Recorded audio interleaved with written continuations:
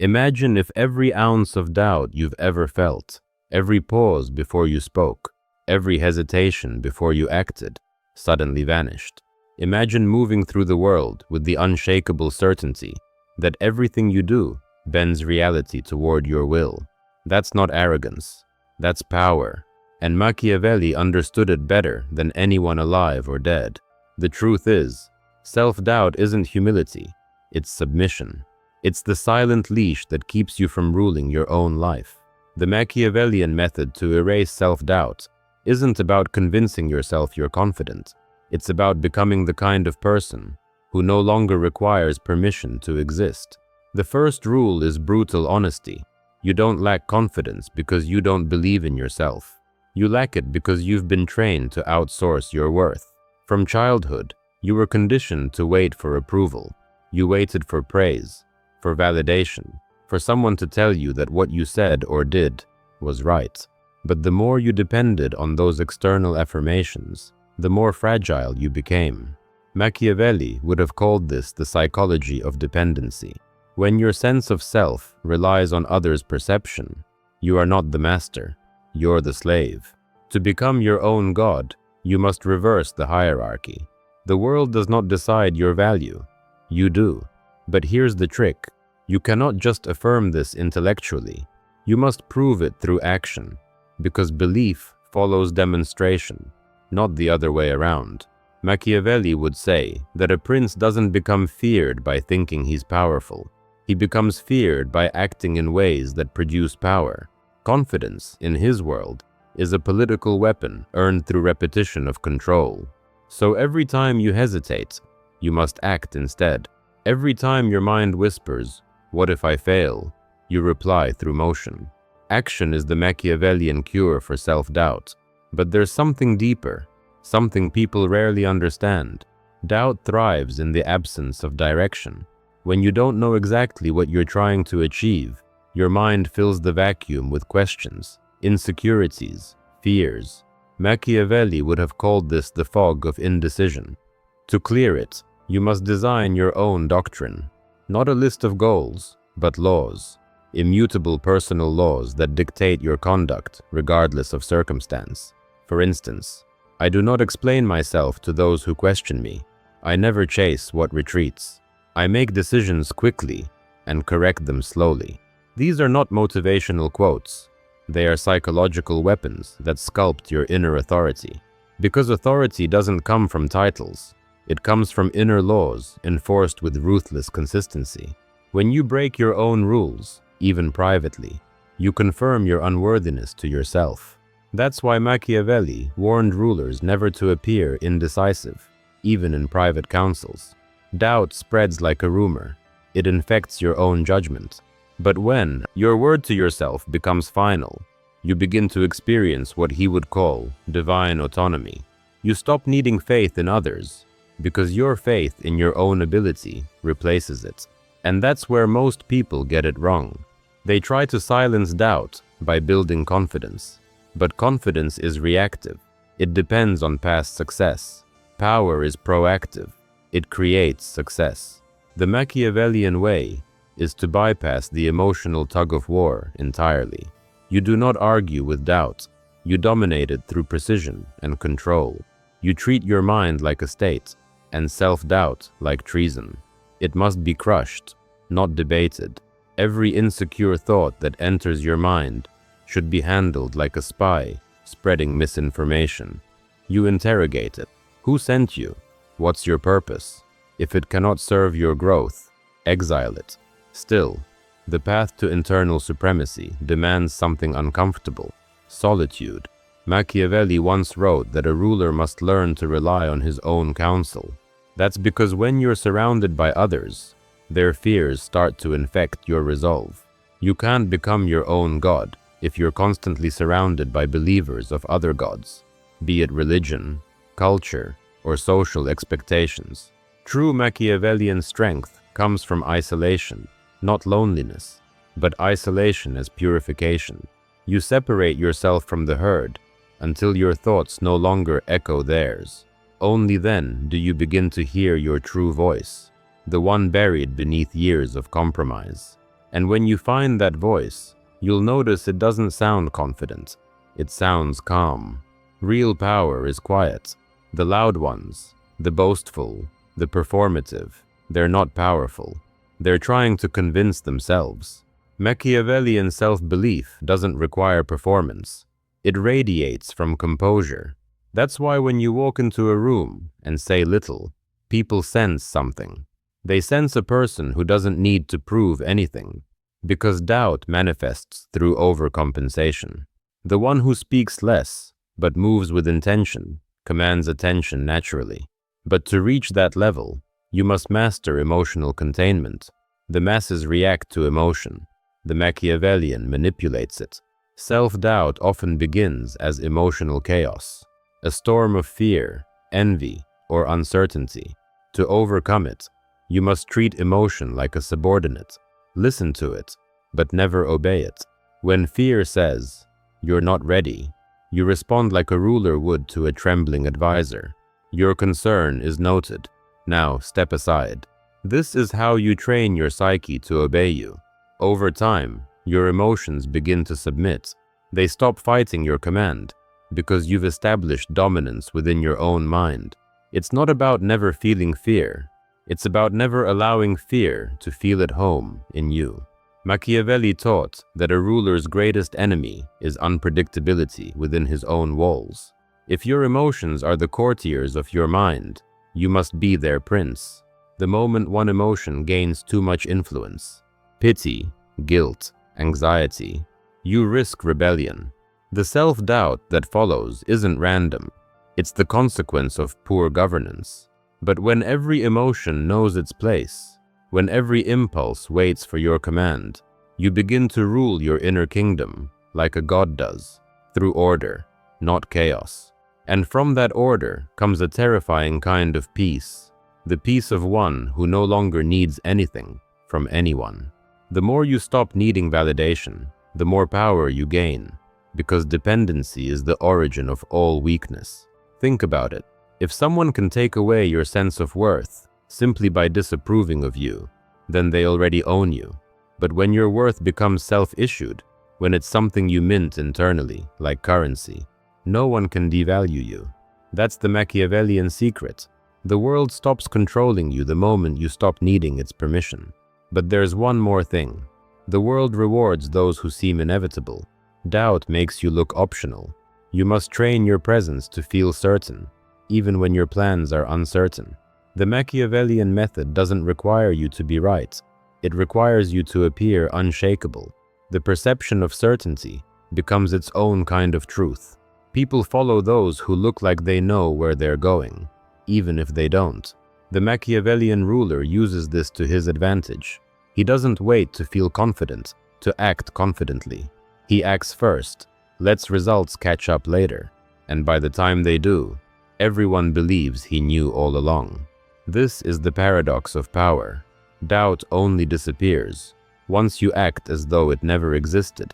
The moment you stop identifying with your uncertainty, it loses authority. You stop being a victim of your thoughts and start being their architect. Every time you feel yourself questioning your worth, remind yourself, you are not meant to be equal with the world. You are meant to rise above it, not through arrogance, but through authorship. To be your own God is to take authorship of your existence, to stop asking, "Who am I?" and start declaring, "This is who I am." And when you begin to live by that declaration, the world bends, not magically, but psychologically. People instinctively mirror the energy of conviction. Your certainty makes them believe. Your lack of doubt infects them like a contagion. That's why the rare few who master themselves always seem almost supernatural. They operate from self-creation, not self-doubt. And that's what Machiavelli meant when he implied that the powerful must shape perception, as if shaping divine will. Because the line between man and God is not drawn by strength, it's drawn by self-certainty. To live without self-doubt is not to live without mistakes. It is to move through mistakes like a god, calmly, indifferently, as if error itself is part of your design. This is where most people fail. They confuse divinity with perfection. But perfection is fragile. It shatters under scrutiny. Divinity, in the Machiavellian sense, is impervious. When you operate as your own God, failure doesn't humiliate you. It serves you. You extract meaning from it, reshape it, and weaponize it. Others see an error and shrink. You see an error and think, excellent, I have data now. Because when you stop fearing mistakes, you stop fearing yourself. Self-doubt thrives on punishment. It feeds on your habit of self-blame. You make a wrong move, then punish yourself for it. You replay the moment, dissect it, bleed it dry of dignity. Machiavelli would see this as weakness disguised as introspection. A prince does not self-flagellate. He assesses, he corrects, then he moves on. Every second spent regretting a decision is a second spent confirming you don't deserve authority. The Machiavellian erases doubt not by pretending to be flawless, but by treating every flaw as evidence of his growth. But how do you actually reach this state? It's not mystical, it's methodical. The Machiavellian method relies on the architecture of evidence. Your brain doesn't believe affirmations, it believes proof. Every time you act with authority, even in something trivial, you gather proof that you are in control. Speak clearly, walk slower, decide faster. These micro actions signal to your psyche that you are the commander, not the subject. Over time, the weight of evidence becomes so great that self-doubt collapses under it. You don't overcome insecurity by convincing yourself otherwise. You drown it in proof. And yet, this process demands something darker, the willingness to sacrifice parts of yourself that no longer serve your ascension. Self-doubt is often tied to identities you refuse to release. The version of you who plays small, who waits, who apologizes. That version feels familiar, and familiarity feels safe. But safety is the enemy of evolution. Machiavelli would call this the cruelty of growth. To destroy comfort in order to build control, you must kill the old versions of yourself with surgical precision, without nostalgia, without ceremony. Every time you hesitate to act like the person you want to be, ask yourself, what am I still protecting? Usually, it's an outdated self who fears being left behind. To become your own God, you must betray that version completely. You must develop what Machiavelli would describe as necessary cruelty, but turned inward. It's not about being harsh with yourself. It's about being decisive. When you recognize weakness, don't negotiate with it. Replace it. If you tend to overthink, enforce time limits on decisions. If you tend to seek reassurance, forbid yourself from asking for it. Every self-imposed boundary is a step toward inner monarchy. You are teaching your mind who rules it. And here's where people misunderstand Machiavellianism. They think it's about manipulation. It's not, at least not only. It's about dominion. Manipulation is temporary power. Dominion is permanent. Dominion over others begins with dominion over yourself. When you can silence your internal resistance at will, no external resistance can touch you. People can insult you, reject you, doubt you, but none of it penetrates because your self-belief has become structural. It's no longer an emotion you feel. It's an architecture you inhabit. That's why the Machiavellian doesn't need motivation. Motivation fluctuates. Structure endures. And once you build this structure, you start noticing something fascinating. The opinions of others begin to lose their sting. Not because you've become indifferent, but because their words no longer have a place to land. Doubt requires permission. It enters only through open doors. When your boundaries are fortified, when your mind operates by its own laws, external judgment becomes background noise. You hear it, but it doesn't move you. That detachment isn't coldness, it's mastery. It's what allows you to play the social game like a chessboard. You can listen without reacting, observe without absorbing, and decide without defending. That's divine-level thinking. Most people operate on emotional autopilot. Their self-worth rises and falls with how they're treated.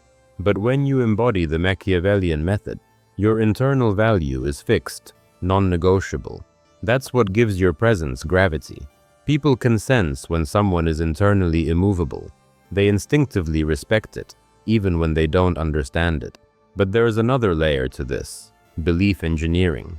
To eliminate self-doubt entirely, you must stop believing in the concept of truth as external. Machiavelli knew that truth in politics is perception. The same applies within your psyche. There is no objective truth about who you are, only the version you enforce. If you act like a god, people treat you like one. If you act like a servant, people step over you. The world mirrors conviction, not correctness. So stop waiting to feel worthy. Act worthy, and your brain and the world will adjust accordingly. Yet, the final transformation comes when you realize that even self-belief can become a limitation if clung to as identity. The ultimate Machiavellian freedom is detachment from the need to be anything at all. When you stop labeling yourself strong, confident, intelligent, and simply act from authority, you transcend the very idea of self-doubt. Gods don't describe themselves, they demonstrate themselves. Every action becomes a declaration. Every silence becomes a statement. You no longer need to tell yourself who you are. You show it, endlessly, effortlessly. And here's the irony. When you reach that level, people begin to call it arrogance. But Machiavelli would smile at that. He knew that true power always offends the insecure. The presence of someone who governs themselves exposes everyone who doesn't. That's why people project their doubt onto the confident. They need to equalize what they cannot emulate. So when others accuse you of being too sure, too detached, too self-contained, understand that it's confirmation. You've stepped into your godhood. From that point on, your life becomes art, strategic, deliberate, unbothered. You stop rushing. You stop explaining. You stop apologizing for your ambition. You move like time itself answers to you, because in your world, it does. The Machiavellian method isn't about domination of others, it's about sovereignty over your own mind. And when you master that, you realize the greatest secret of all. The distance between man and God was never vertical, it was internal. The divine is not above you, it's buried beneath layers of self-doubt, waiting for you to uncover it. When you do, when you finally strip away every hesitation, every insecurity, every whisper that says you're not enough, you'll see it clearly. The throne was never empty. You just weren't sitting on it.